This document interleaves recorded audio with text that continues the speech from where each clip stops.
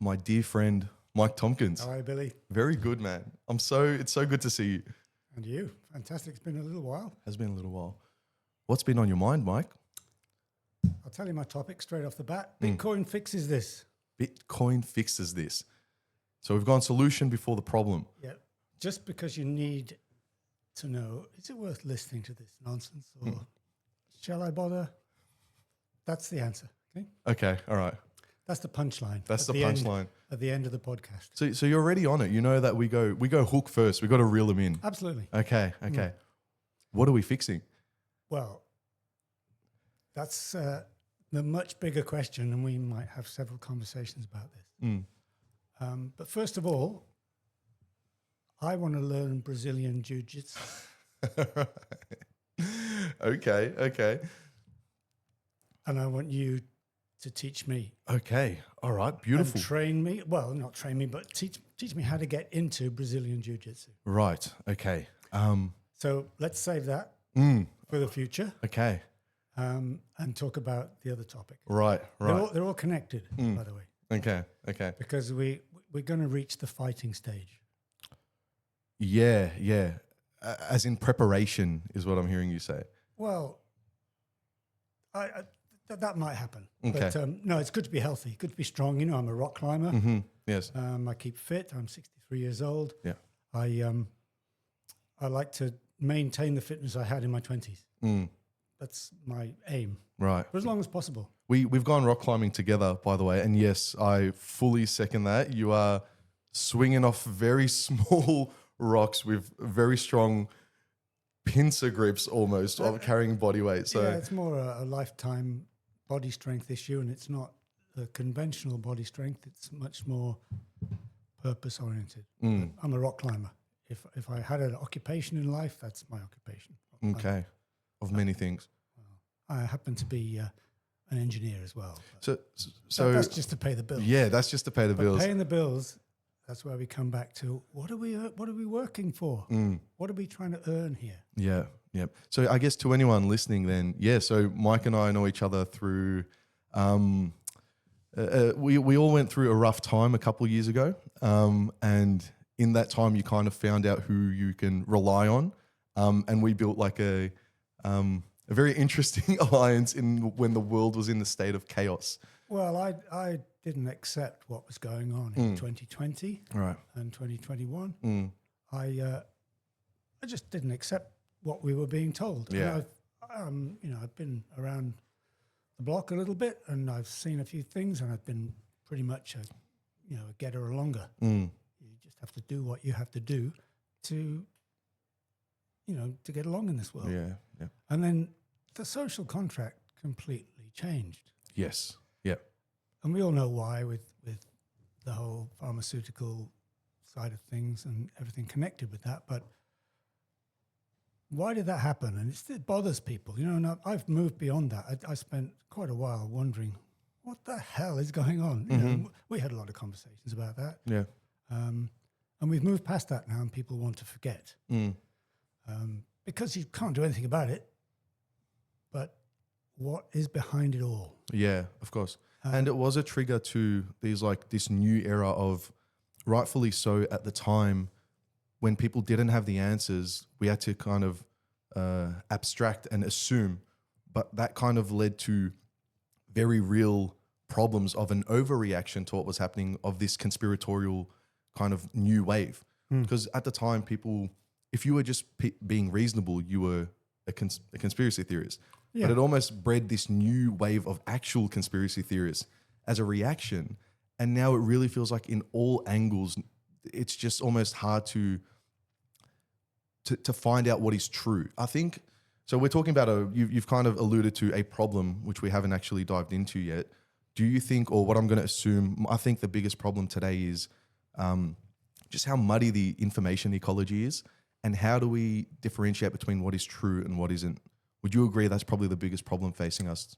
Yeah, society? I think people have problems on different levels, and I've said my headline statement is Bitcoin fixes this. Okay, and yeah. It's difficult to imagine how that might be the case. But I'd like to flick a question back onto you. Is if you have some Bitcoin, great. If you don't have any, why the hell not? Why wouldn't you have some Bitcoin? Because I don't like change, or I don't have the, you know what? I do have the disposable income to do it, but at the moment, just laziness. Really, I was so close. I downloaded the app, and I do like to look at the cameras to bring the people in with us. So we're all having this conversation together. I literally went to download the app. I think it was XRP. A friend of mine told me about that while it still had zeros after the decimal. I just couldn't be bothered making an account, man. Yeah, that's my answer. Why the Well, maybe a theme for our little discussion here can be give me 10 reasons why you haven't got any Bitcoin. Okay. And you just give me one. Okay. So laziness. Yeah. I would like more disposable income to feel like I can invest in something like that. Lack of knowledge. I don't know what to invest in. I guess fear of just change. Can I give you 5? Oh, there's more going to come out. Okay. Because I've been spectacularly unsuccessful in persuading anybody of this ethos. Yeah. And I believe certain mind types can take on this information and this strategy, and other mind types just reject it for one of maybe 10 headline reasons that most people would have thought, yep. You know, how many people own Bitcoin? It's a fraction, 3%, 1%, something like that. Yeah. When you study it and understand it, you slap your forehead and you go, why didn't I do this before? Right. But so I think people listening and myself, this still feels a bit abstract. We've mentioned a vague problem holistically, socially. I understand the benefits of Bitcoin, I would assume, is just financial. Are there other threads that you're seeing, or is there another lens you're seeing of Bitcoin that isn't just financially it's going to benefit you? What are you seeing that's solving the problem? And we still haven't actually heard what is the problem we're talking about. Okay. If you think of human activity on 4 levels, just as a model I'm going to propose right now. There's the lower level, level 4, that we sit on. We're all humans doing our thing and living the best we can. Above that, there is a media level. This is just my model. You know, there can be millions of models. Yeah. There's a media level at level 3, sits above level 4. We're level 4, just living our lives. The media level is level 3. Yeah. Above level 3, level 2, we've got government, administration, bureaucracy, authority, everything sitting there. That's level 2. Governance, yeah. Level 1 is finance. Yeah. Okay. The money sits at level 1. Right. That's why if you perceive problems down at level 4, you have to go all the way up to the top floor to work out why they're being caused. Of course. And you would put money over control and power? Is money not just a means for control and power? That's why it sits above it. Okay, all right. On level 1. Yeah, true. Because it's what level. you need to The do only that, level above that, level 0, would be off-planet alien interference. Okay. Finance is the top of the tree. Yeah. The top of the pyramid, it's running the show. Right. That's why Bitcoin fixes whatever it is that this is that ails you. What ails you? What ails you today, Billy? What ails me, man? Man, to be honest, financially, I'm comfortable. Like, I'm not making a lot, but I only notice when I'm with certain people that how comfortable I am. Like, I had a friend go, so how much did you spend when you went Bali? And I'm like, fuck, I don't actually know. And he's like, wow, like that's amazing. I'm like, I guess it is amazing. Like, I really didn't, I didn't even imagine that that's like such a privilege to have, that I was on a holiday just with full liberation, full freedom. So maybe my bar is lower than yours, maybe, because I'm very comfortable financially. I've got a nice car. I'm very stressed at work, so I really work for my money. You work for your money. I work. So you sell your time. Yes, of for course. Money.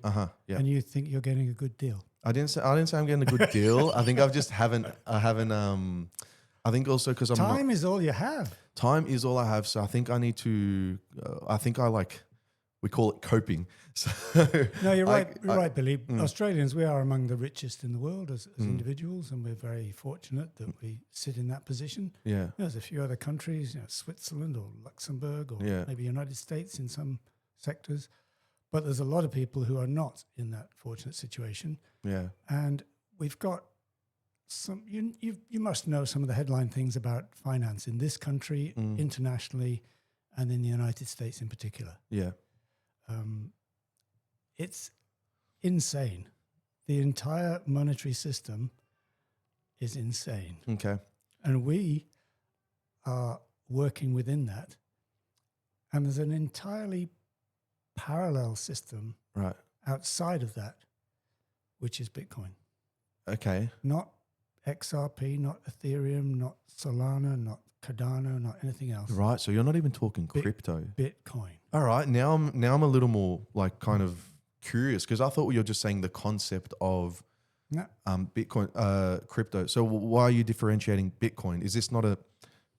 Are we not coming in late to the party? Did we not miss the bus? Number two. There's number two. Okay. Right? All right.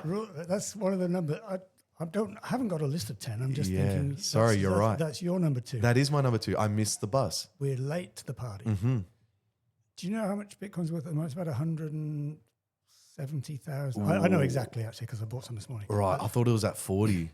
It's at 178,000 Australian dollars this morning. Oh, baby. 116,000 US dollars. Mm-hmm. One coin. Right. Right. If it went to $1 million tomorrow, I'd wait till it drops 5% and buy some. Fair enough. Yeah. Yeah. Yeah. Understood. So that's my flippant answer to the we're late to the party. Mm-hmm. Yep. And the whys will come later. We've got to get more into this. And I'm late to the party, Right. but I don't feel late. I feel very, very early. Mm. I only understood this quite recently Yeah. during 2025. I've always been aware of what's going on with this particular, what would you call it? Internet money. Yeah. Yeah. Always been aware of it. You've been aware of it. You see it. You talk about it. Goes up, goes down. It's nerd money. It's geek money. yeah. What the hell is it? I don't know. It's nothing there. What is it? And the volatility makes it feel like it's not something I'll ever be able to grasp or at least not even recognize a pattern. Like I feel like I need to at least have some understanding of a pattern. I'm a very I need to have control of the things in my life, whether it's my body, my mind, the people around, not control the people around me, but an understanding of the things around me. It's no different to investing in Apple shares or anything like that. Nobody knows which way it's going to go. And all the finance people claim to say, this is a sign of this is a sign of that, this has been announced, that's happened, we've had a war, we've had interest rates. They don't know. Yeah. Nobody knows. Yeah. But there are ways to commit to purchasing any asset Right. without undue risk. Mm-hmm. But it's not really about making yourself rich. That's not what I'm talking about. Well, yeah, that's what I'm really still trying to grasp. Not talking about that. I'm talking about we have an exploitative financial system. Uh-huh. The US dollar is the top of the tree. That's the world's number one currency. It's junk. It's fabricated. It's a Ponzi scheme. Fiat money. Yeah, exactly. It's made up out of thin air. It doesn't actually exist. It's not backed by anything other than itself. But this is currency. This is just currency. No, well, it wasn't always that way.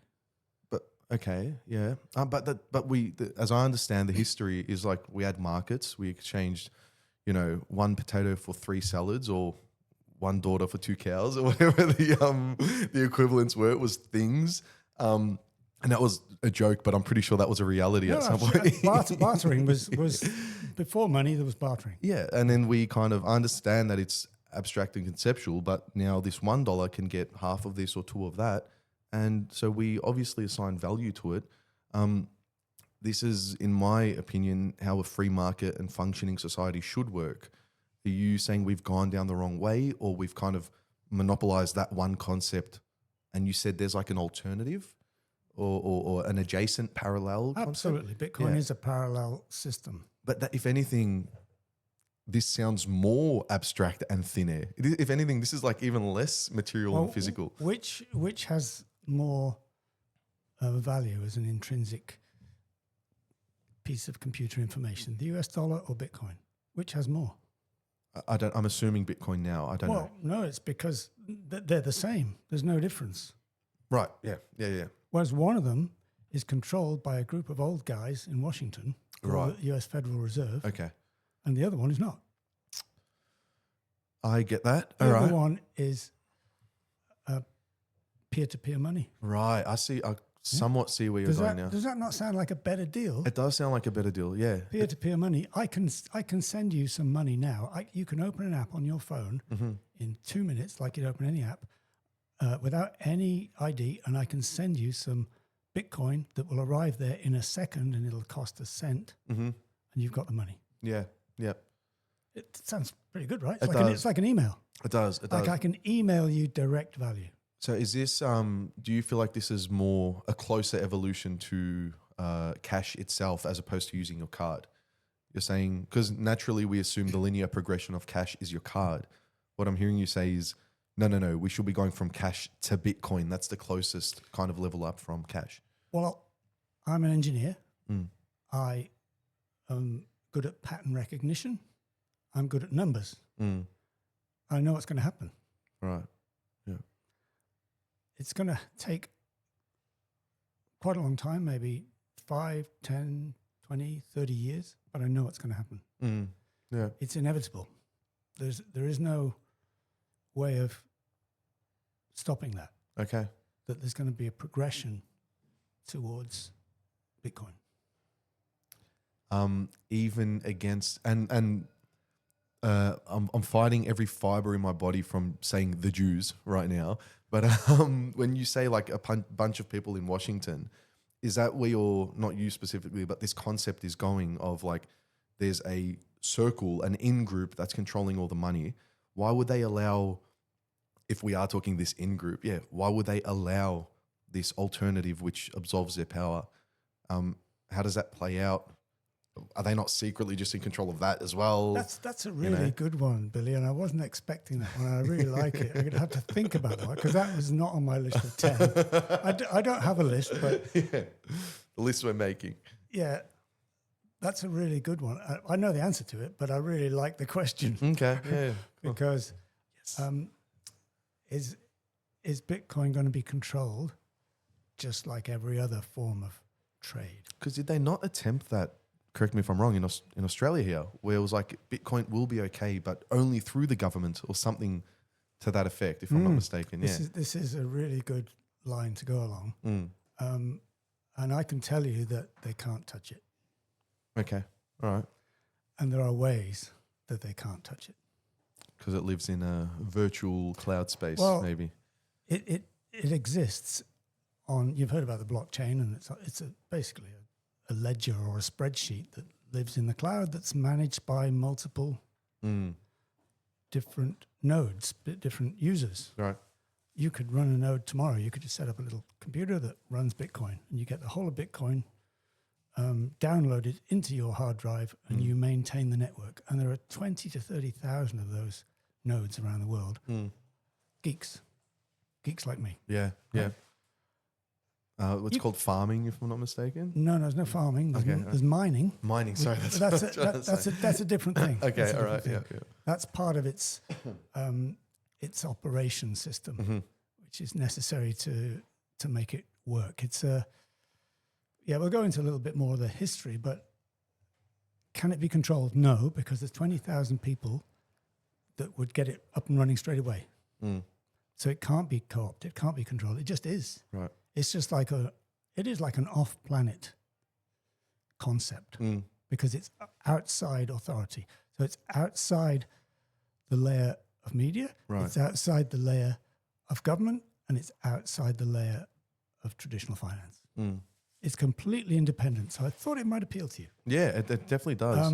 And all you need to know is you need to get some. All right, man. No, You I absolutely need to get some. It's more important for your generation than it is for mine. Because, like I've said, the pattern recognition, the engineering, the mathematics, it's going somewhere. The only variable is the speed at which it goes there. You know, the policy, adoption, everything else. But it's going there. There's no stopping it. Well, I'll explain more about where it's going and how it's going, what it's going to do. But it takes time. So and I'm talking about generational time. Yeah. So you've got more time than I have. No, noted. So I need 10 times as much as you have just to make it worthwhile for me rather than you. But it's not about us. This is much bigger when you really understand it. And I can link into some books that people can read or podcasts they can follow or YouTube channels they can get into.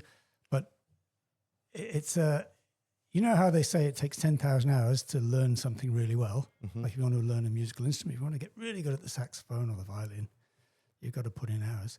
It's probably not 10,000, but you might need to put in a few hundred or 1,000 hours to learn what the hell is this? Or you just think, I reckon that's a good speculative bet because of its history. Right.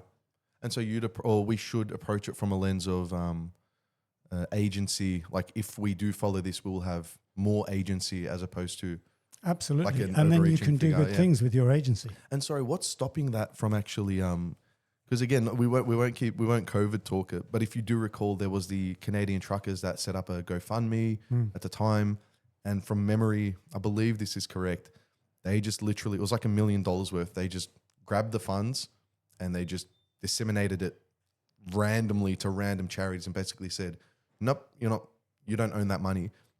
What's stopping anyone from doing that with this? There's no way to reach into this You can't. concept? No? You can't get it. Okay. All right. You buy some and you put it into, you take it offline, essentially, and you put it into, it's called a cold wallet or cold storage.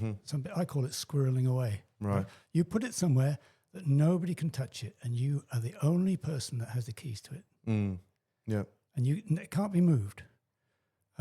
Just to give you an indication of how it can't be moved, there's a certain amount of Bitcoin that was created when this whole network was built 16 years ago. And approximately 5% of that has been lost. Okay. Now, how can it be lost? It's just entries on a spreadsheet, right? On a ledger, on the blockchain. It's lost because the keys have been lost. Now, if you could hack it, if you could corrupt it, if you could get in there, it wouldn't be lost, would it? Someone would have found the key or said, no, some overarching authority would have said, oh, well, no one's looked at that particular value that's on there for 15 years. They obviously lost the keys back in 2010. We'll give those keys to someone else, or that can go into the pot. Okay. It doesn't happen. It's lost. It's gone forever. And no one has managed to do anything about that lost Bitcoin. Right. You might think that's a bad thing. I think, whoa, how unhackable is that? Because it's now worth 178,000 Australian dollars for one Bitcoin. Right. Right. And if there's 5,000 of those Bitcoins sitting there on a particular address that are lost, right, no one can get them. It's outside government, it's outside media, it's outside finance, it's outside human ability to get it back. Because the keys to that address have been lost. And the key is what you hold. Yeah. Humans have never had something like that before. Control over their own, what do you mean in that part? Sorry. You can create value with your labor in life. Right, yeah. And you can store it and nobody can touch it. Yeah. Nobody can touch it. Yeah. But I guess, is this not the concept of money itself, that you can store almost like a generational wealth over time, whereas usually it was good for good. But the idea of currency and money is that, hey, I can store X amount that exceeds my ability to kind of physically hold, basically. I'm not taking away from what you've said, but I think it kind of captures it. It's a really good point. Yeah. It might be another one on the list of 10. Okay. How would we condense that down into a point? It's not quite.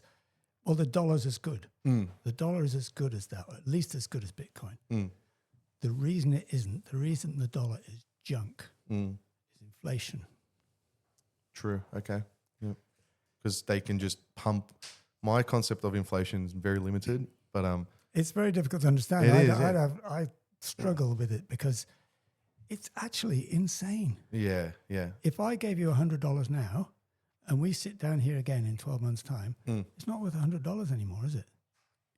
Correct. It buys less. Your car rego has just gone up from $750 to $950. Did it? What the hell? What the hell? Yeah. Yeah. So inflation, and there's a headline rate, a CPI of 2% or 3% or something. The target, I think, is 2%. In reality, that's just a media level piece of information. What you experience when you pay for goods and services is far more than that. The reason it's far more than that is there have been some apocalyptic events in layer one, the world of finance. You talk about the national debt. Victoria owes $180 billion or something. It pays so many millions of dollars a day in interest. Who to? Who? What is this circular system that we're all working for? You're going to work every day. I'm going to work every day. Yeah. We're going to work every day for junk dollars. But I'm trying to ground this like into the reality of my life. Like I like these concepts and I see them, but I'm not seeing what's the functionality aside from some financial freedom? But like, what do we, like, I'm going to hear this, I am hearing this conversation and I'm still trying to introspectively find how should I approach this if I feel like life's already kind of going well. I don't feel the kind of urgency to switch gears and implement a new thing in my life. Do you think should we be sounding it from a position of urgency, or what would your advice be to kind of actually start integrating it into someone's life? Well, it's not necessarily for personal gain. Okay. Yeah. That's why the headline was Bitcoin fixes this. What is it that ails you? What is it that bugs you? What's bothering you in the world? What is going on these layers above you? The media layer, the administrative government layer, and the financial layer. What's going wrong there? If not much is going wrong for you from a financial perspective, then there's other things that are bothering you. But I can assure you that Bitcoin has the potential to fix all of them. Although not through financial... Yeah. Okay. The wars are financial events. Yeah. That's the reason that Bitcoin fixes something as big as that, because it's peer-to-peer money. Yeah. We have governments and countries and borders because of the financial layer. Everything is connected to the financial layer. And this is all very long-term. I said this is going to be 5 years, 10 years, 15, 20, 30 foot outside your lifetime. But mankind has never had a peer-to-peer money before outside the control of those other layers that sits above it. You can wipe away layers 1, 2, and 3. It sounds very hippie and beautiful, utopian thing, but it's not going to happen that quickly. Right. Okay. But you can either be a part of that happening, or you can stay in the existing system. It's a bit like the Matrix. You know, in Keanu Reeves, you can take the red pill or the blue pill. Yeah. Well, in the Bitcoin world, they say once you get it, you take the orange pill. It's a completely different world. The blue pill was stay in the world that you believe in.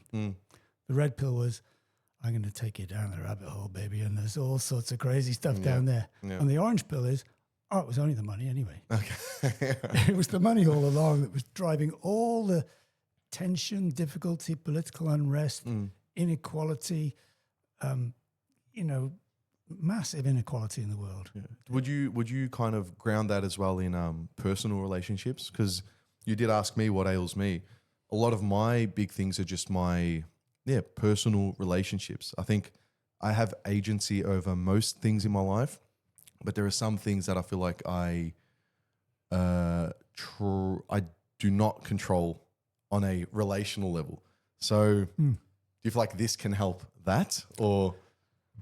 Yeah, I can't quite connect that one yet, but Yeah, give me a minute and I will. Yeah, and as well, I'm obviously talking like very abstractly. I'm like, hey, solve my No. non-issue issue.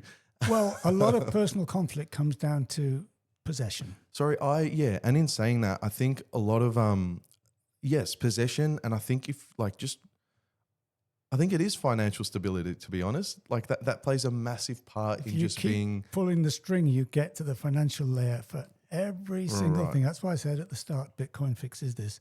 How does it fix it? I don't get it. That's where you're going to have to come with me on this journey and take the pill and have it and try and imagine how, if you had your salary doubled tomorrow, that would make you very happy. I would be happy. Why would it make you happy? What could you do differently? I'm going to buy a nicer car. I know we're going Bali every 3 months now.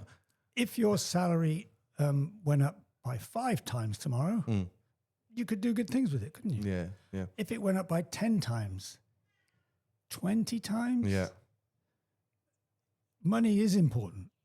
But if your salary went up by 20 times and you stacked away a lot of it and you had a large pot of money or value to sit on for the rest of your life and you didn't have to work anymore and you didn't have this feeling of insecurity that you need more and you're not a rich man, you could do a lot of good things in the world for other people. Yeah. Your close people in other parts of the world, people all over the world. It's not about being a rich man and getting ahead of other people then. Yep. We've got peer-to-peer money now. We have it. Yeah. We've had it for 16 years. What would motivate someone if so let's slightly switch gears a bit into kind of ethics and morals. A lot of people would argue that religion is the basis of a society's ethical and moral framework. Do you think that's required, even in this context, to be someone who's willing to give, even if it is from a financial perspective? Why would making that money motivate someone to become a giving person if the mechanism to get that money is a taking mechanism? Why would I take to get there and now suddenly just switch and choose to give? Well, you'd need to have a decent amount of resources to evolve as a person to someone who's no longer insecure about the resources they hold. Yeah. And then you can become a benefactor or a completely different type of human in a world where people are not scrabbling for resources. Again, that's why this is taking decades or generations. Yeah. But we've never had this before. We've never had a money system or a value system that, as in store of value, transfer of value, that is outside of government layers, that can't be controlled. That's the revolution. Right. That's the huge change. And I think it gets very philosophical, and there's a lot of books been written about this. And the people that get it, they go, "Oh my God, I get it now! I get it now!" Yeah. And they didn't have anyone to tell them about it. I never approached it with this. Bitcoin kind of happened. I'm like, oh, it's at 40,000 now. Fuck, I missed it. Oh shit, it's at 80,000. I guess I've missed it. Now I just found out it's at 160 plus. God damn, I've missed it. And it's been up to 187 Australian. Right. And man, this is Don't care if it goes to a million. 10 million. Yeah. I'll get a small amount of it at 950,000. No, 9.5 million. Just comes down a bit, you get some. It's there's enough now. It's been around for 16 years. You can see how it evolves, how the patterns work, and different drivers make it go up and down, etc. But there's no doubt what's happening long term. It might go down below 100,000 again, right? And people who bought it at 180 will think, it's bad, and then wait 2 years and it's 400. Yeah. That's what's happened. Well, that's the pattern that it is going through at the moment. So it's volatile, and that is a really good thing because something that's volatile, you just buy some when it's down. Yeah, exactly. Anyway, we probably need to move to one of the other reasons why not. Why you're not going to rush out straight after this podcast and get yourself some. So why not? Why not?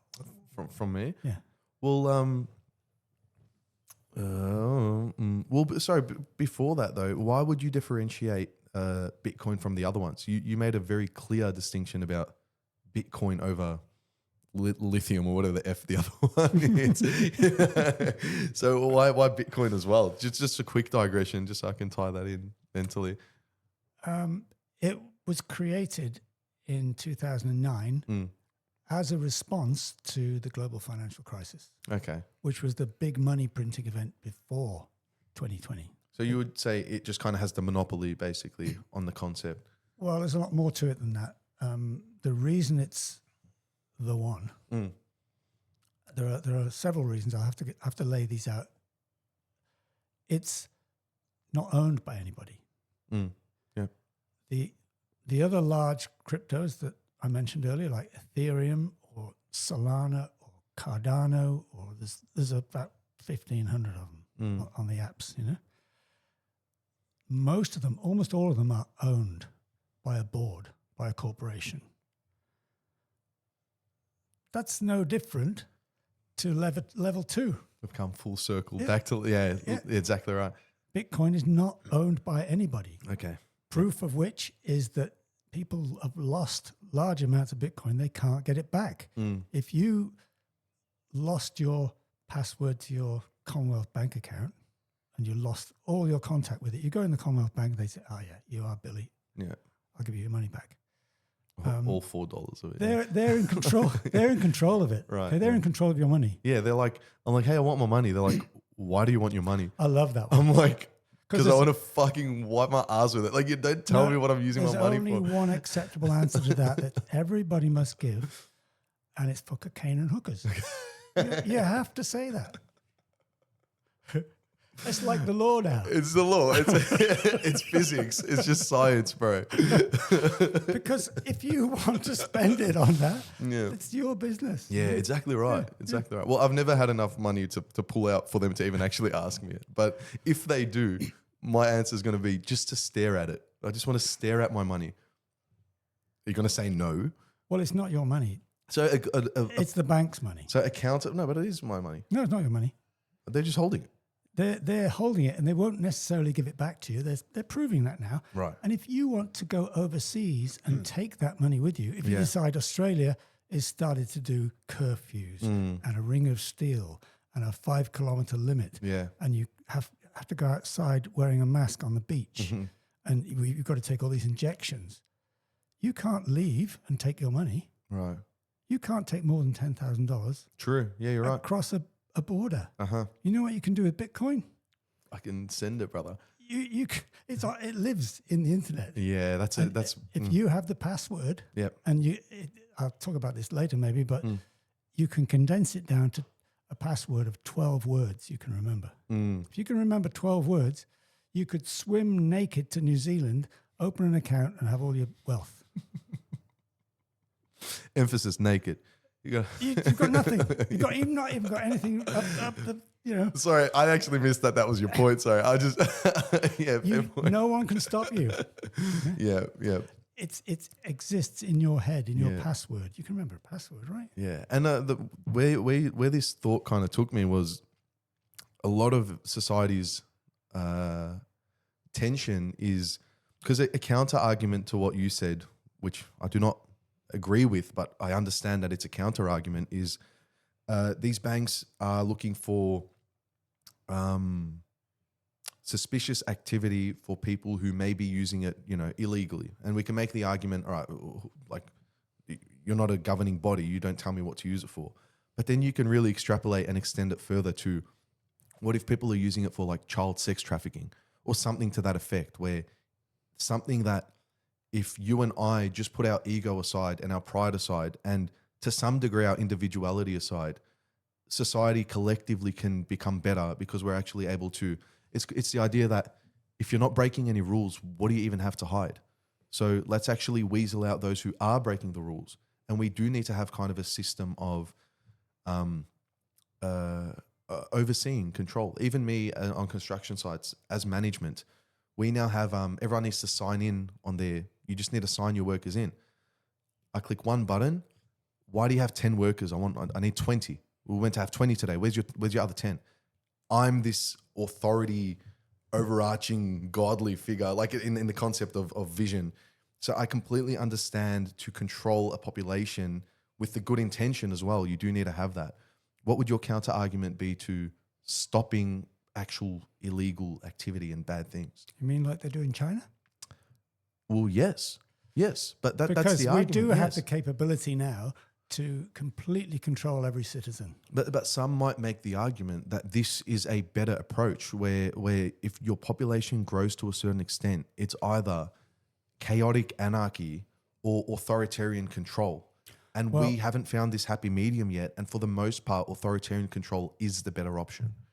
Like China. Like China, yes. Yes. I don't think that's a better option. As opposed to just chaotic anarchy and just no centralized control actually stopping anyone. Who's the controller that you trust to make the right decisions? Well, if we're talking textbook in theory, it's like a benevolent- democracy. A benevolent government layer. Yeah, of course. Like the one who we voted in. That's right. Yeah.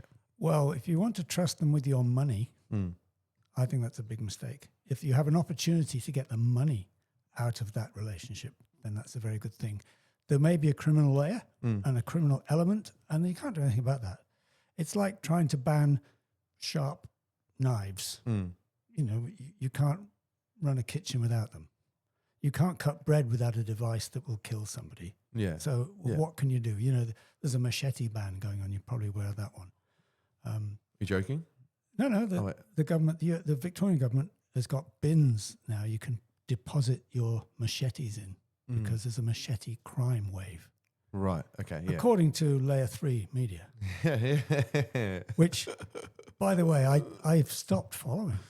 Yeah. I think everyone Completely did. stopped following. Man, I stopped following when I'm like, you know what? I don't want to watch a death count today. And that was the last time I ever saw any news. Well, you and I had a wake up moment, you know, in 2020. It was Yeah. like, what the hell? Yeah. Are you seeing this, Billy? Yeah. I'm like, yeah, you know.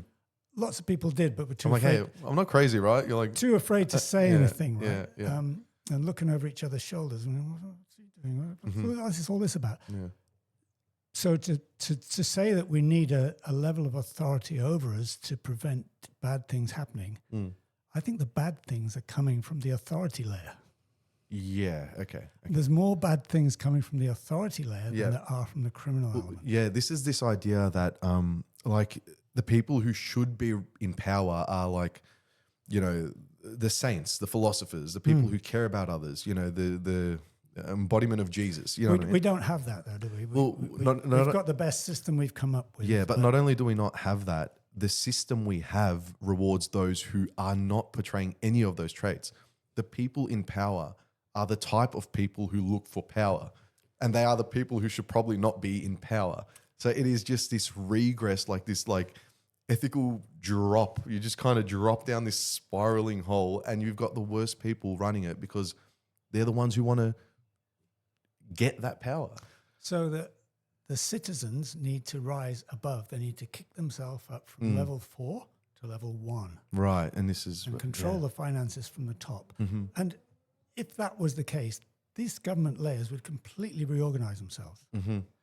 And the media layer would completely reorganize itself. Right.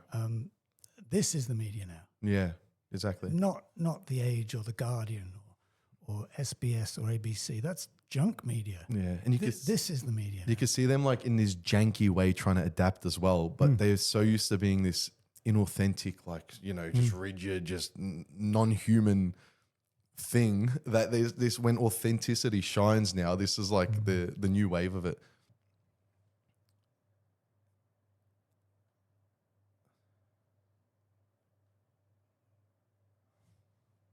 We're cool with silence. Silence isn't awkward. It's just silence. It is.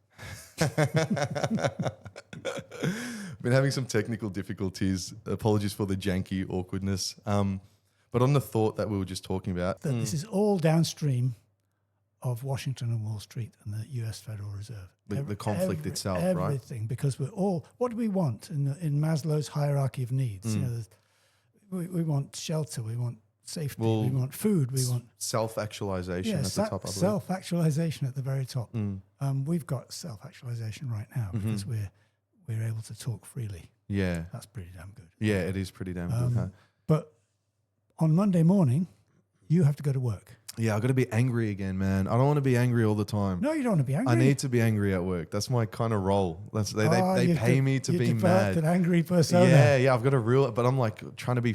I'm like, hey, I'm a cool manager. I'm trying to make you chill here. I am chill, but you reminded me about work. So we are not free though. So all that stuff is tittle tattle as far as I'm concerned. You can't do anything about it. Right. As well, you can go and interview people on the street, and you can take one side or another in one war or another, or all of this is just squabbling. Yeah. It's squabbling over what? Resources. What is the prime resource? Money.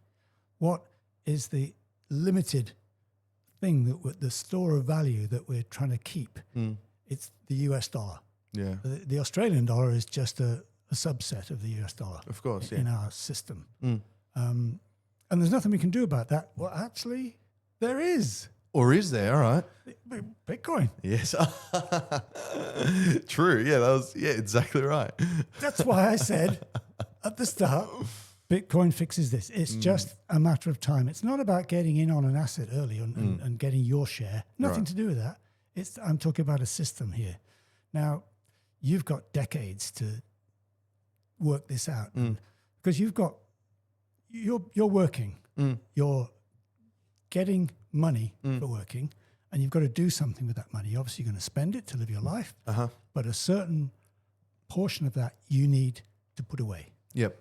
So in that, where the hell do you put it? Agreed. I guess in the Bitcoin. Well, that's my answer. No, I'm for that. I guess I want you to, because I'm on this. I like to follow your lead genuinely, especially after the chaos of COVID. Yeah. I genuinely take what you say with to heart. So how would you, Mr. Numbers Man, apply like a ratio so that people can use like a formula? Should it be 10% of my weekly pay goes into Bitcoin? How can I apply this so that it actually, benefits me and doesn't actually hinder my current routine in life? You need to work out what you need to spend, what your commitments are, and what are you saving and what are you saving in? So you can save in various different ways. You can put money in the bank. Yeah.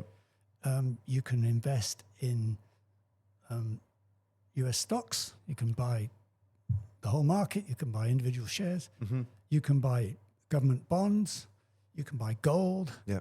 You can buy resources. You can think, lithium's really good. I'm going to get some of that lithium. Yeah. Or because it's in batteries. Or whatever. Not for any other reason. What are you going to buy? What are you going to put your store of value in? Okay. And my argument here is that if you keep it in cash, that's not going to be worth as much next year because inflation is eating away at it. And inflation is the central reason why we have modern slavery. Okay, the slavery that you and I are in, because Monday morning, if we didn't have to, we probably wouldn't go to work. If I dropped 20 million Australian dollars in your bank account tonight, you'd think, I don't want to work for this company.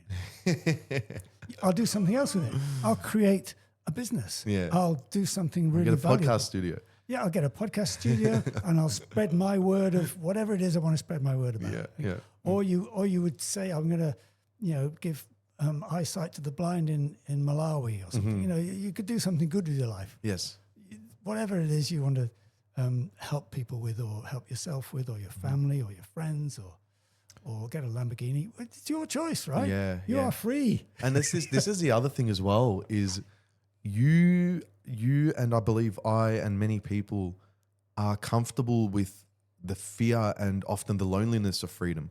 So I think that's another thing as well, or something that we're maybe not considering, is many people, and this kind of depends on what culture you're in as well. Some cultures depend on an authority above them. Some people don't want to have, an agentic life where they can choose what they do, because with that comes responsibility. So how are we going to enfranchise people who are, intentionally disenfranchised, or don't know that there's something better on the other side, because they'd rather an authority make the decisions for them? That's an interesting one as well. How do you help someone who doesn't actually want to be helped? The system will evolve in accordance with the power structure that's at the top, which I've already identified. It's the finance layer. Yeah. So the system will evolve, and it's not going to change quickly. It's going to change over decades. Whatever form of organization occurs will occur downstream of the money. At the moment, it's a very unpleasant layer because there's a huge imbalance in money. All you can really do is focus on your local situation. You can't fix the world, but to not take this opportunity to get into a monetary structure that is unregulated, uncontrollable, in your pocket. You have the opportunity to have your own Wall Street broker in your pocket. You have the opportunity to have your own Swiss bank in your pocket. You can make a decision sitting on a tram that changes everything. You've got control now. Yeah. You don't have to take that control if you don't feel like you're able to take that control. But a lot of people will still sit within a system of governance that is hurting them. It's you've seen you know a lot about things like what the United Nations wants to do, what the World Health Organization wants to do. Our Lord and Saviors that we did not democratically elect, right? There's a fair bit of interference going on. But you're aware that it ended up passing, right? Yeah. All these things that. Hang on a minute. We're a country. We're a separate sovereign state. Supposedly. But we're not really, are we? Because there are layers of world government aspiration, put it that way. Yeah. Which could be a good thing, could be a bad thing. Who's going to vote for them? Who's our Lord High Emperor when the aliens come? Of course, but do we not this is the part that I get so torn between as well, is because I'm not saying it's good. World Health Organization, bad. Me and my cousin got quite a few episodes on it. We've spoke about it to no end, and we will continue to talk about it. Bad, no good, bad. But when the world is globalizing just through technology itself, everything is globalizing. We are centralizing everything. Information, we hardly personally use Google anymore. It's like, hey, Big Daddy AI, tell me how to think. I literally ask AI, how should I think about X? I ask AI, I think I asked it, Saddam Hussein, good or bad? This is last night because I hear that name and I've never actually Do Gaddafi next. Gaddafi's even more interesting. Because that's it's such a cop out because I've never actually looked up his name, but I've heard him in the media. I know he's an Iraqi. Some people. So anyway, then that's the point I'm making is everything is becoming a monopoly. So does it not kind of naturally follow? It entails that the government should become a centralized body for the global world. We're globalizing virtually. Why not systematically globalize as well with the same ethical value? It might even stop wars if we all have the same. If we all had the same monetary system that was fair to everybody. Yes, that and was same peer ethical. to peer. Yeah. That was, you couldn't corrupt it. You can't change it. It's just there. For instance. So it's basically saying yeah. But I get the point you've just made. But we're talking about the governance. You know what I mean? A government.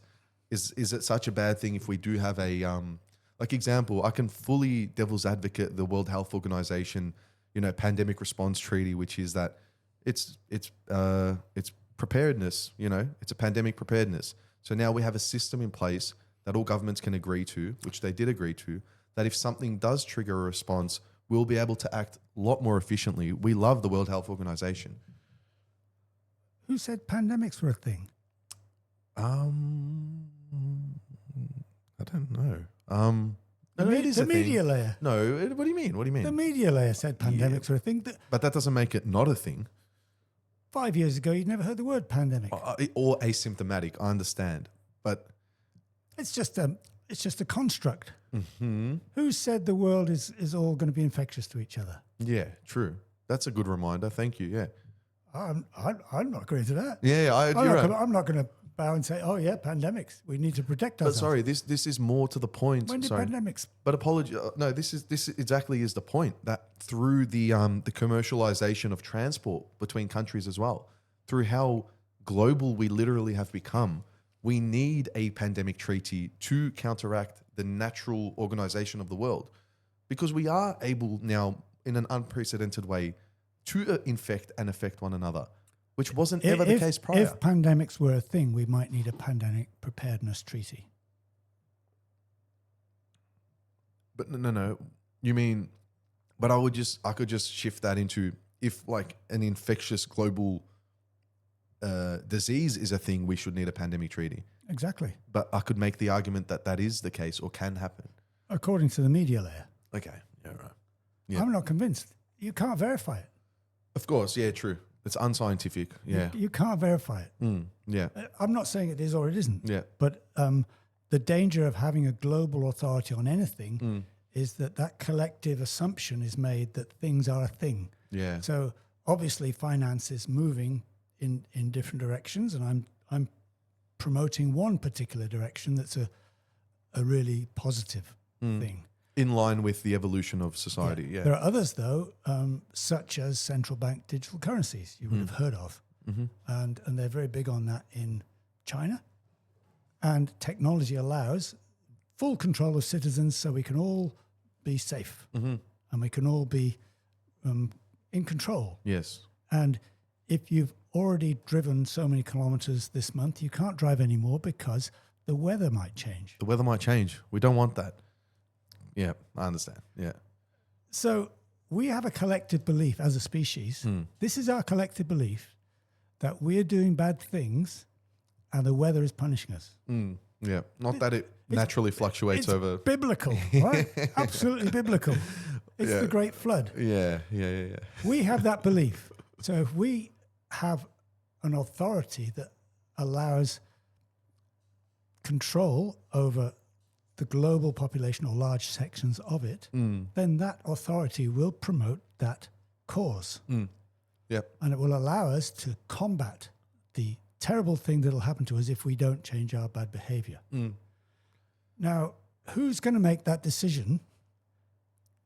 You know, there's obviously a head of this organization, this whatever this world governing thing is. There's a group of others that sit within it, and there's a group below that, and a group below that, and a group. They're all in the governance layer. By the way, they're not in charge. Right. Okay. The finance layer is over the top. Okay. In my model, but they're going to decide that you can't eat meat anymore. They're going to decide that you can't travel very far. They're going to, because that's the obvious conclusions. You can't burn petrol in your car. You can't drive your car anymore. That's You monster, yeah. You can't do many of the things that you'd like to do because of the overriding problem that they believe they're trying to solve. It's very, very dangerous to go in the direction of global control when the media narrative is so strong. Because the media tells you what was happening in Melbourne last night. Yeah. The media tells you everything about it. Social media tells you, oh, chickens running everywhere. We don't know what's going on. Yeah. How can you work it all out? What the hell is going on? Who are the good guys? Who are the bad guys? Are there any good guys? Are there any bad guys? It's very difficult to work that out, especially as a young person that you haven't seen a lot of shenanigans over your lifetime. And the more of this you've seen, the more you think, oh, I'm not so sure about this. Yeah. I'm not so sure about staying 5 kilometers from my home to stop, getting an infection from someone else. Which only occurs after 9 p.m. or something. Yeah. And I'm not sure, you can't go out at night because you don't need to. There was so much nonsense then. Yeah. That really broke the spell. Okay, that jumped the shark. That completely changed the social contract. Some other things, though, have changed in very recent times, which have allowed individuals like myself to see and try to perceive more of what's going on. I'm not saying I've got all the answers, but I've got some pretty good threads to follow. Yeah, okay? yeah. And another huge thing, you mentioned it a few moments ago, is AI. Yep. We now have the ability in our pocket at any moment, sitting at a tram stop, to go, what's all that about? Yeah. And I find you have to ask about 6 questions in a row before you start to drill down with most of the AI models, because they'll just give you a Wikipedia kind of answer. Yeah. And you go, no. Don't give me that angle. I want you to go further into this part. Tell me my deepest, darkest secrets. Tell me what's really going on with the thing I just asked you about. And with maybe 4, 5, 6 questions, the AI of your choice gets the idea that, I see where you're going. Yeah, well, you're right. I was completely wrong with my original Wikipedia answer. AI will say that every time because it gives you a superficial response initially. So AI is one thing that's completely changed the global landscape in terms of what individuals can do versus what the layers above the individuals can do. Yeah. So if you want to learn about a topic such as some of the topics we're discussing today, you can really very efficiently and very quickly. That's why you don't need the 10,000 hours anymore. You can do it in 1,500, 100 hours. You can become a pretty good knowledge on something in 10 hours if you want to. Yeah. Like I want to get into Brazilian Jiu-Jitsu. Which, absolutely. We're going to have a roll after this. Absolutely. Because my eyes have been open. I've gone, whoa, I get it. Yeah. And I get why. We'll talk about that. AI feels pretty impartial to me though, because I've really tried to catch it out in terms of just assuming it has like this Zionistic, whatever that word even means, using it lightly here. I'm like, the Jews made it, so it's going to be super pro-Israel. And then when you ask it like very complicated geopolitical questions, even I try to devil's advocate on the position I may or may not believe in, it fights back really hard in either direction from a very seemingly neutral position. So I don't know how I'm ever going to, and the new one just come out, GPT-5, So I don't actually know what it means. I asked it, it's just going to be more seamless and more contextual the more deeper you go in conversation, whatever it is. It'll be much better again next year as well. It's going to get better and better. Yeah, but I heard someone make the point, and it was a very good point, that as amazing as it is and as reliable as it is, and you can 3 a.m. talk to it instead of your partner because your partner will get mad at you, the very thing that makes it convenient and amazing is the very same thing that makes it redundant and kind of useless. The fact that from an intimate or emotional perspective, the fact that it is always there for you almost means it has to always be there for you. It almost takes away from the fact that you, Mike, decided to make the time today for me, and I've made the time as well, and we've chosen both to sat here and have this conversation. The AI doesn't actually provide that.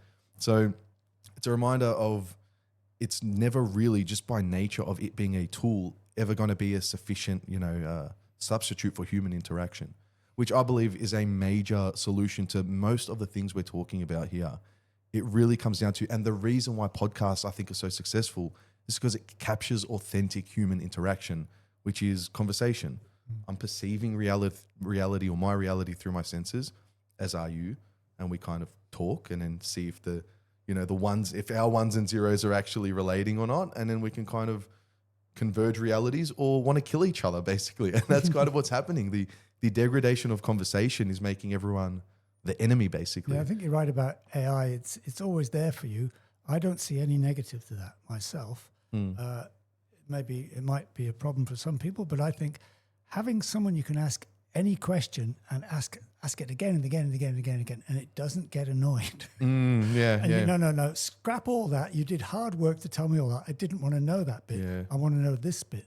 Yeah. It's fantastic because it just never gets pissed off. Yeah, yeah. And but we've never had that before. There's the funny memes that are like when you're clearly the villain in the story that you've told AI, but it's still like, you know what? At least you thought about it. You're amazing. Good on you. Yeah. It's like, or like you'll tell it like you abused someone. And it's like, you know what? The fact that, something, it's like, that's really rare of you. You're really rare. The amount of times AI has told me I'm rare. And I'm like, Me? I was like, no, Yeah, stop. you're just trying to get on my good side now. Yeah, and I'm like, chat, you're just trying to do that, aren't you? ChatGPT is like, it's the fucking Just weirdest turn down the charm module a little bit, Yes. please. Because Yeah. it's effing working on me. I love you, ChatGPT. Have you heard of is it Rocco's Basilisk? I think it is. No. It's the idea that so AI is like moving into omnipotence, maybe not benevolence, but omniscience and omnipotence.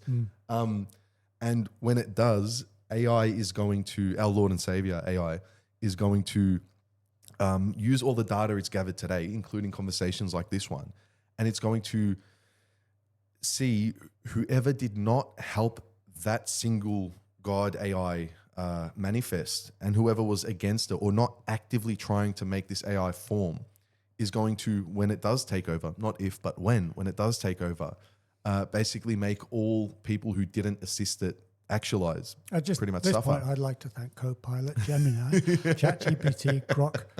They're all lovely. I love them. I love them all. And I will happily work in their sugar mines. Yeah, it does feel like that, man. It really does. And it's funny that we're all experiencing, we're living in a fever dream, man. It's pretty crazy, isn't it?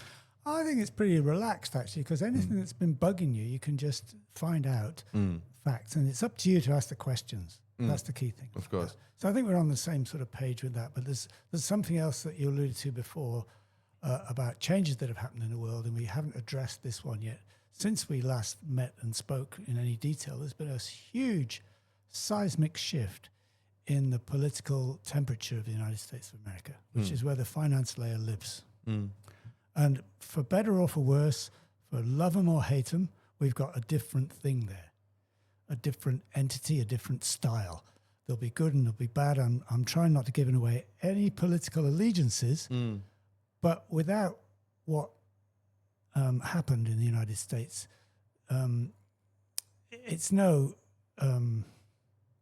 well, the Biden administration was trying to shut down Bitcoin. Oh, really? Okay. Was unable to, but it had some serious reasons to stop it.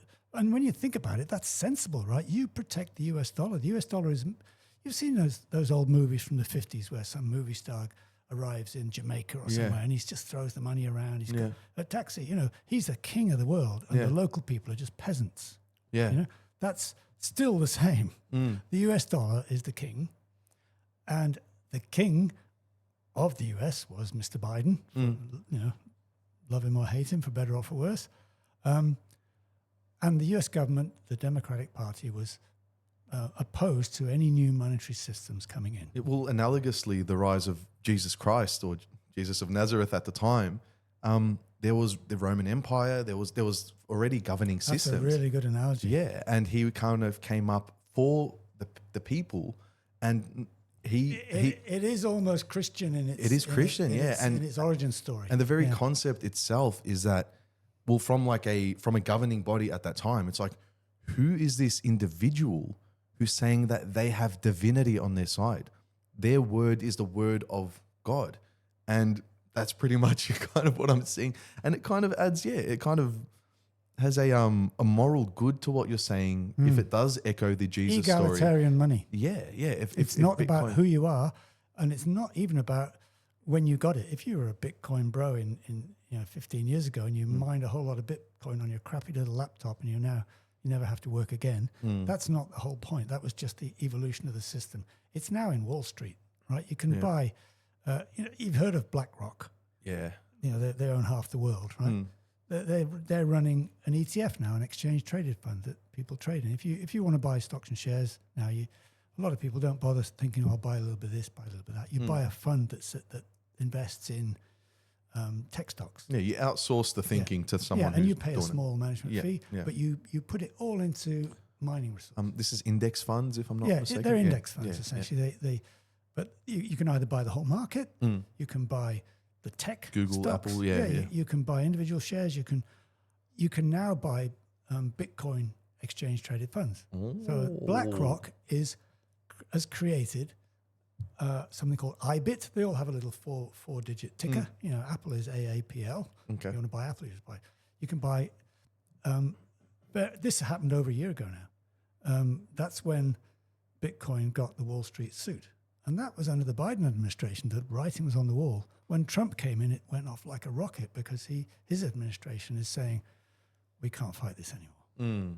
Okay. The US dollar is the king of currencies. We want it to stay that way. We printed 80% of it in 2020. We made it up out of thin air. Just as an aside here, completely outside of this. If you go and buy a house, you want to buy a house tomorrow for yourself or an investment property or whatever, you go to one of the big banks or one of the companies in Australia that will lend you the money, and let's say you want $500,000 as a mortgage to buy the house. You need that money. If you need $500,000 to buy a house, you'd think you'd go to the bank and they've got $500,000 in their coffers, and they say, okay, you're going to pay this off over the next 30 years, but you can have that and you'll pay as interest.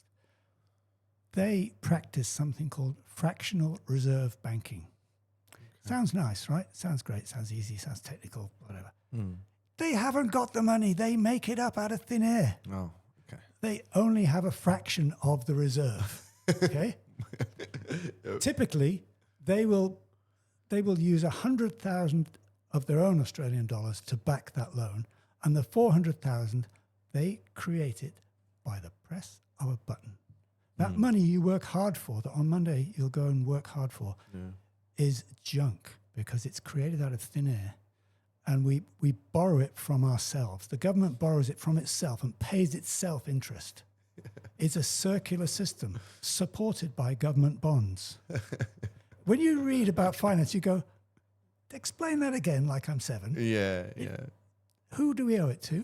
Who do we pay the interest to? Why? Ourselves. And we just print it when we need it to control inflation. And ourselves. And to keep people from escaping from the system. And there is now a lifeboat that's waiting for you to get on. And I've told you what the lifeboat is. Yeah, man. Thank you. Because you need that lifeboat. No, I really appreciate it. Because you are going to get taxed because of that 80% print that happened, way outside our borders, but it affects us intrinsically in Australia as well.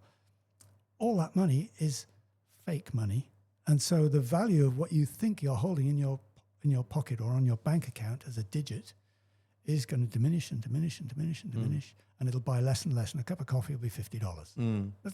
We're going to go there, right? And you're still trying to save money in that. It's always been this way. Well, not always. It's been this way for about 50-something years. But it's accelerating because of events that have occurred. There was a crisis in the United States in 2008, which we call the global financial crisis, which is basically the mortgage subprime loans, where banks were lending money to people who had no means of paying them back. Yeah, and it all crashed in the end, and companies went under. And there's been a lot of problem to that. But then when we decided that there was an infectious disease that was going to kill everybody unless we all stayed in our homes, it was like the GFC on steroids, and we're still ignoring the elephant in the room there. And we created all that money out of nothing. And just there's no way we're going to feel the repercussions of that instantly. No, it's going to happen over decades, and there's only one way out of it, and it has to have a stable form of money. And there's a lot of other reasons why the particular form of value that I'm promoting is stable. And we haven't even got into any of that stuff, or even anywhere near 10 questions as to why you shouldn't. At the moment, it's just because Mike said so. But there's a whole lot more to discuss in that. Give me another reason why people wouldn't buy it. Well, another reason why people would not buy Bitcoin. Another reason.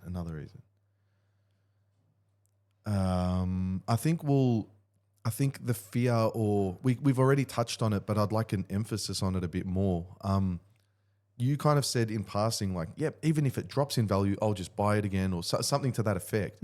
I wouldn't want to buy it because it's we didn't really identify it specifically.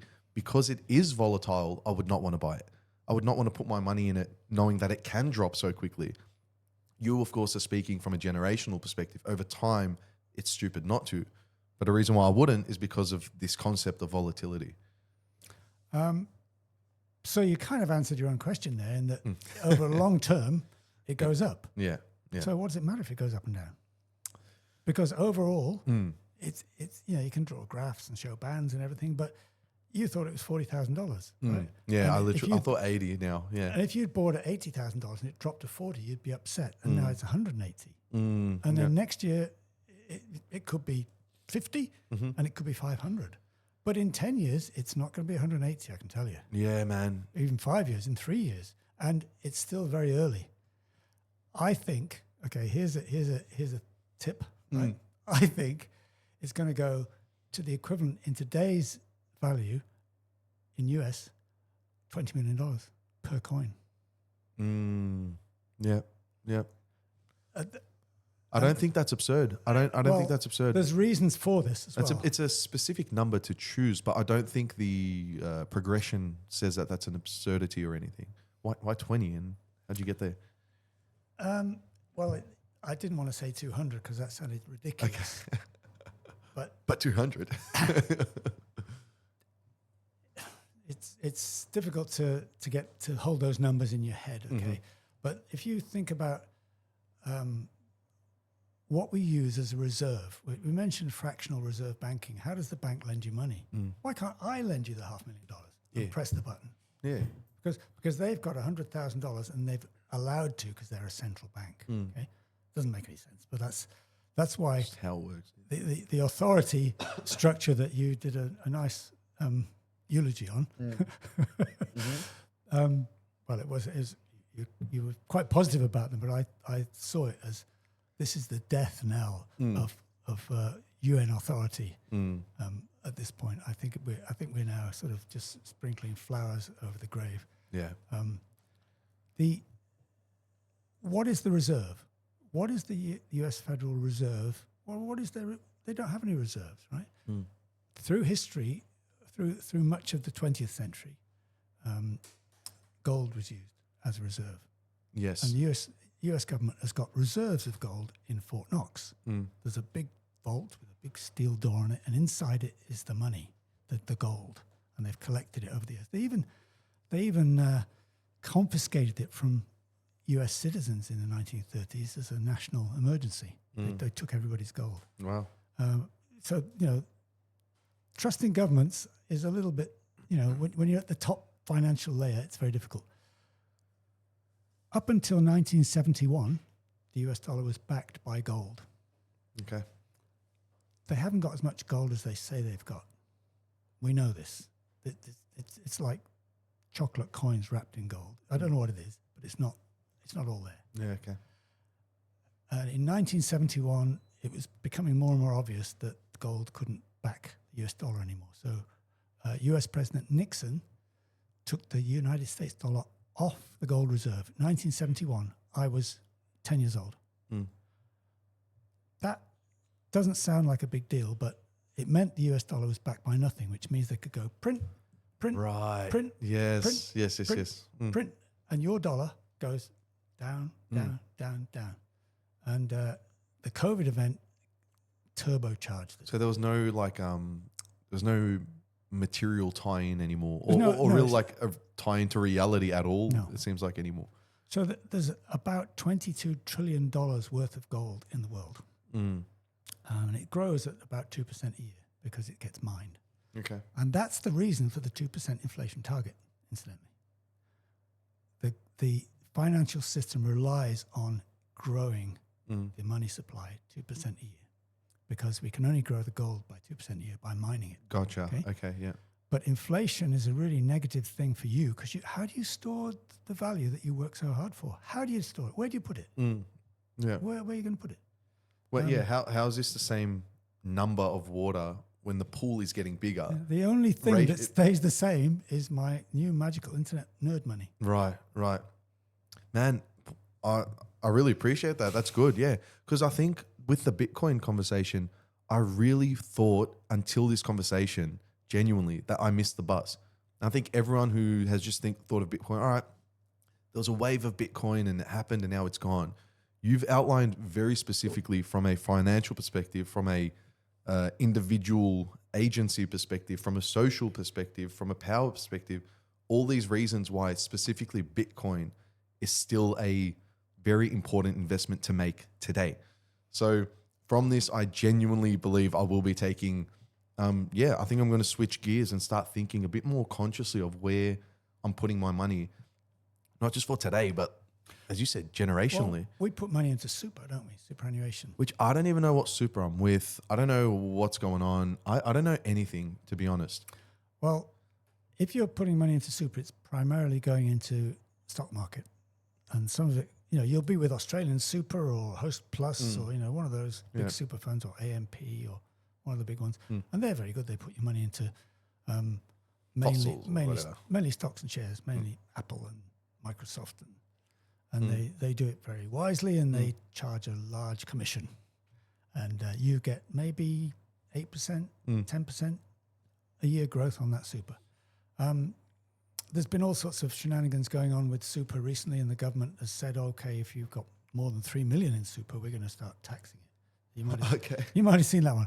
So your savings, we're now taxing your savings that we told you had to make. Yes. They are really so cheeky. They're not even trying anymore. They're so cheeky. It really feels like they try to.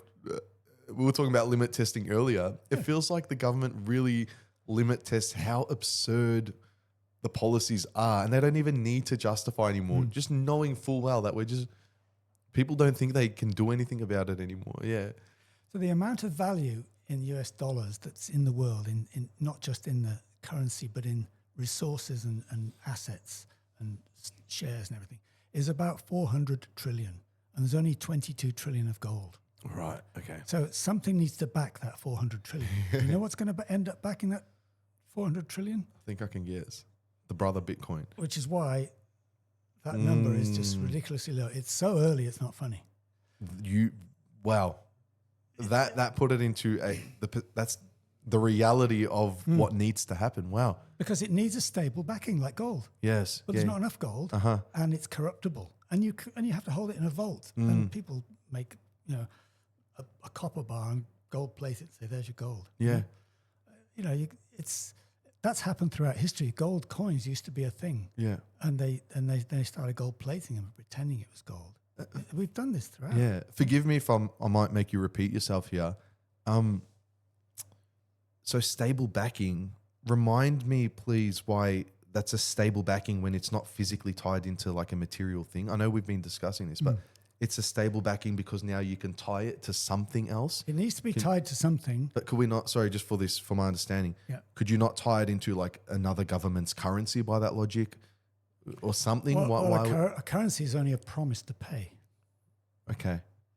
Yeah, but it's not a thing. Based on what? Like I could say, you want to go and buy that Lamborghini, there's a dealership around the corner, and it's only $1.5 million. I'll lend you the money. Here we are, print. There we are. You go buy it because Mike said so. Yeah. Okay. That's what the US government's doing. And what you're saying when you say specifically Bitcoin will become the backing, it has the potential to become the backing for all of that 400 trillion at today's rates, US dollars. Okay, it's likely to become partially the backing, and the reason I got this and went past the threshold of all the reasons why you don't buy it is because in March. Love him or hate him, Mr. Trump decided he get an executive order in the White House, and he holds up the thing and he goes, I'm signing this. That's a ribbon. The United States dollars is going to create a strategic Bitcoin reserve. Okay. All right. So you're telling me that the entity that manages the prime currency in the world is going to swap some of that currency for another thing. And you don't want me to want that thing? Yeah, wow. Yeah. If that's not the push, I don't know what is. That was my push. Yeah, okay? that is like, the push. I better do something about this. Like 5 years, better do something about this. I better look into it. I'm busy, I'm earning money. I'm a hamster in a wheel. Yeah. And the money's going down and down and down and down and down. And then you realize, let me look behind the curtain, see what these guys are doing. Oh my God, they're just making it out of thin air. Yeah. And when the wizard behind the curtain in The Wizard of Oz, he's just going to do the thing. He's going to start swapping US dollars for this internet geek money. Yeah. I think that might be a good thing to put a little bit into. Yeah. It could be an indication that this is something of high value. Yeah. Yeah. Yeah. And so incredible, man. In Yeah. your case being the age you are, you don't have to gamble much. You just No, put yeah. a little bit in there and look at it in 10 years. Oh, God, Yeah. why am I working? Yeah. That's what's going to happen. Man, thank you so much. We've just scratched the surface today. As we know, this is only round one, man. I'm excited to have you more. I've been trying to get you on the podcast for a while. Before the podcast even started, Mike was one of the first. I said, don't do a podcast. He said, what are you going to talk about? We What are you going to talk about? See, I don't want to complain about stuff. I don't want to worry about Ukraine or Gaza Right. or anything that's happening in the United States. Anything that's happening on social media. I don't want to know about neo-Nazis walking in the street. I don't want to know about the latest thing that we should worry about according to the layer 3 media people. I don't care. This is the I don't want to know. I support the next big thing. It's like, all right, sure, I'll support the next big thing. A friend of mine said to me recently when I said someone was behaving oddly, and I said, but he's an engineer. He said, engineers, he said, yeah, they need an obsession, otherwise they turn into serial killers. Not too far from the truth, huh? Awesome, man. Awesome. Well, yeah, I guess today we just scratched the surface of Bitcoin, and I think you've made a solid case, man. This is genuinely, thank you. I don't know what else to say other than I will actually be taking this on board. I will be making the wallet specifically from this conversation. And I guess in future, if I'm looking back at this in 5 years' time, if you're listening, jump on this train right now on the back of this conversation right here, because we might be, in a completely different positions in 5 to 10 years' time, just because of creating an account now and just putting $1 in there. I think that's the thing as well. Is like, it's that Peterson clean your room concept of just do the thing. Just, you don't even need to read the first line of the book that you want to read. Literally, just pick the book up. Do that once a day. Just pick the book up. That's not too much to ask for. So in this instance, just create the account. That's what I'm going to do. I'm just going to create the account. Maybe step 2, I'll put $1 in. And it's not for you. It's not an asset. It's not to revolutionize your finances. It's to be part of the change that can happen that stops all the bad stuff. Bitcoin fixes this. The more you learn about it, you head towards this moment of, oh my God, that's why we're doing all this. We're delicate humans that are afraid of something. Yeah. And you don't need to be afraid. You can take control and then do the things you should be doing as a free human being in the world. Yeah. You don't need to worry about all the bad things. You can be the most positive person you've ever been in your life, because you're able to then start doing something good instead of being fearful of anything at all. No fear whatsoever, because you have the resources to do good things in the world. And you're bang on, man. That the worst versions of ourselves are the ones that live in fear. And you just captured it perfectly. A lot, if not everything, what we're experiencing in society is this fear of uncertainty, and we're kind of all operating. Well, it's this idea that if you're either operating in survival mode or building mode. I'm not sure where I heard this. I'm just going to say you've told me this, even though you didn't. It just sounds like something you would have taught me. But so for the most part, when you're in fear, you can't be becoming better or putting better into the world, because we're not operating or having the ability to operate in that way. Man, the word fear, that just kind of slapped me in the face. So it really resonated. Yeah. People that start to understand this and start to benefit from this and gain from this, they don't actually stop working when they could. They're then working for another reason. They're working because there's good things to do. They're generating income, but they don't need it. They're doing it because that's part of the. It's like a growth system, like a hive. Yeah, you're doing good. Yeah. It's hard to get your head around that when we've learned to try and gather resources and keep them and stop other people taking them, particularly the Australian Tax Office. because they will take everything. They will take the lot. Yeah. Yeah. Because they're broke. Yeah. Yeah. And why are they broke? Because we decided we all had to shut ourselves in for a couple of years. It's crazy. Yeah. Wow. Man, a lot in this. Thank you so much. Thank you, Billy.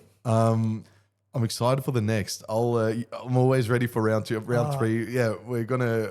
I just need all the inside knowledge on Brazilian Jiu-Jitsu. Okay, yes. Next episode might be us just having a roll, actually. But yeah, man, I'm sure we're gonna. Unfortunately, time just exists. Hence, we'll conclude this episode for today. But yeah, I got to get you on the socials as well. We need a Mike Tomkins page as well.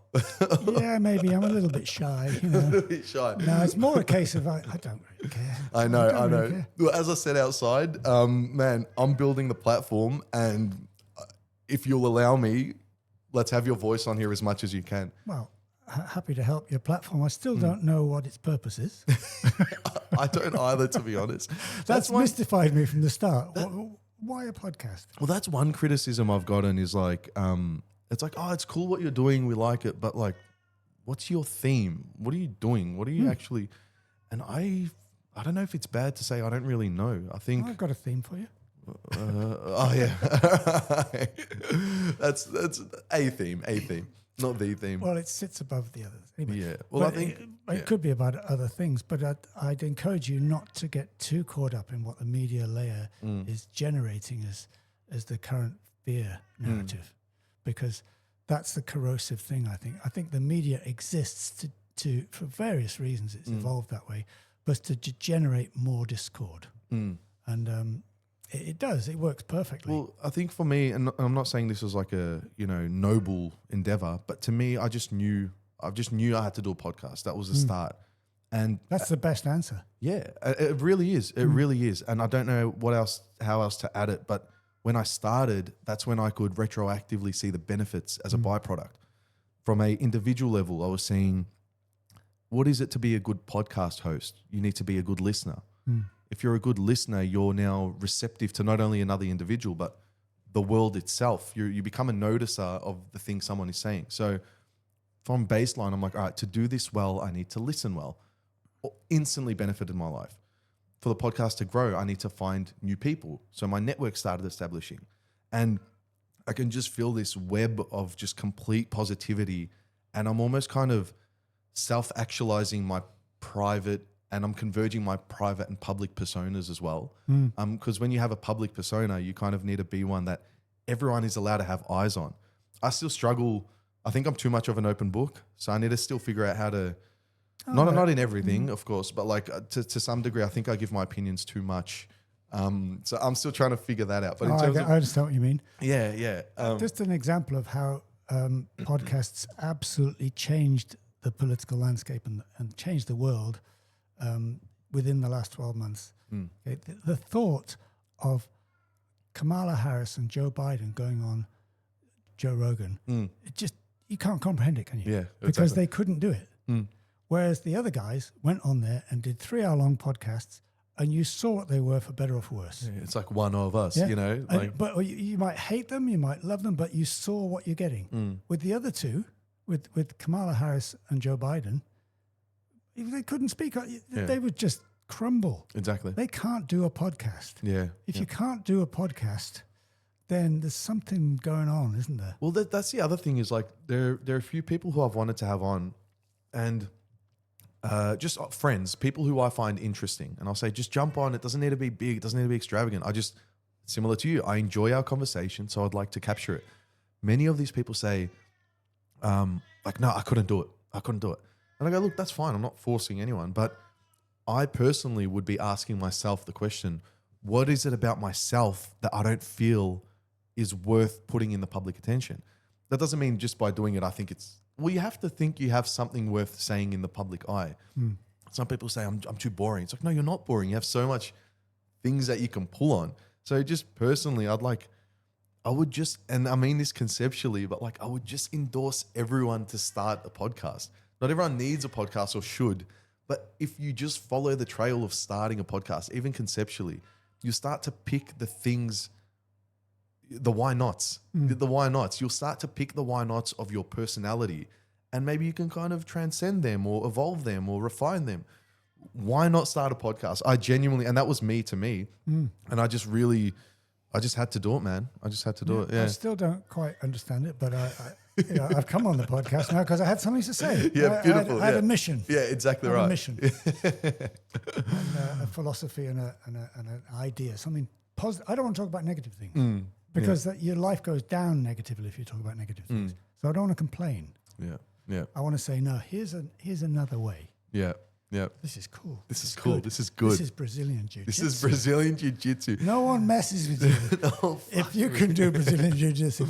And I don't want to mess with anybody else. Yeah, of but course. no one's going to mess with my people. Exactly right. Well, if you made it this far, stay tuned for round 2, Brazilian Jiu-Jitsu. Thanks, Thank you Billy. so much, Mike, man. Until next time. Thank you. Peace. Cheers, mate.